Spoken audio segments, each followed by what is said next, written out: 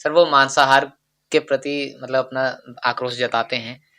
मांसाहार के प्रति जो बात कहते हैं वो कर्म के रिलेटेड कहते हैं कि वो मतलब आपके कर्मों के रूप में आपको उसका फल मिलेगा।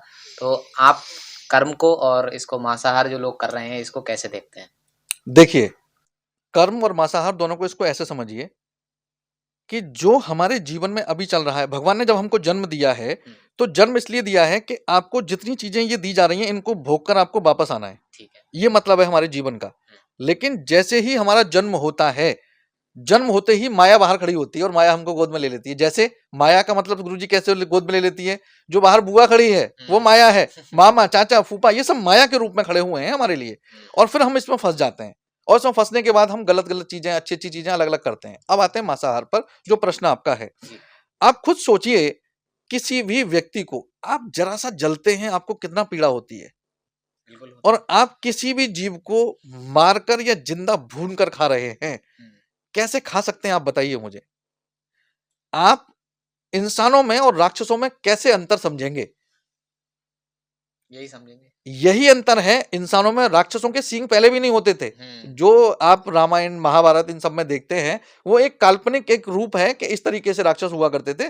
राक्षस का मतलब यहां से प्रवृत्ति जिसकी राक्षसी है वही राक्षस है। आपके हर दूसरे कोने पर आपको राक्षस मिलेगा। कोई दृष्टि से राक्षस है, कोई जिह्वा से राक्षस है, कोई शरीर से राक्षस है, कोई जबान से टेस्ट से राक्षस है, कोई पेट से राक्षस है। आपको हर दूसरे कोने पर राक्षस मिलेगा।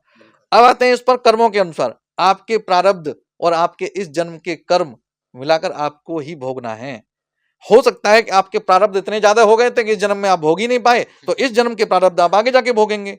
अगर प्रारब्ध पिछले ऐसे कम पड़ गए हैं, तो इस जन्म के प्रारब्ध मिलाकर आपके जो कर्म है उनको मिलाकर आपको झेलना पड़ेगा। ध्यान ये रखो, टैंकर फट गया, आग लग गई, गाड़ी के शीशे नहीं खुले और अंदर ही जल गए, भुन गए, निकलने का मौका ही नहीं मिला और हड्डियां से भी नहीं पहचान पा रहे हैं, डीएनए से पहचान पा रहे हैं, ये बताइए आपके ये पाप का आपको नहीं भोगना पड़ रहा तो क्या है? ध्यान ये रहे कि आपको ऐसे कोई भी कर्म नहीं करने चाहिए जिससे किसी को भी कष्ट हो।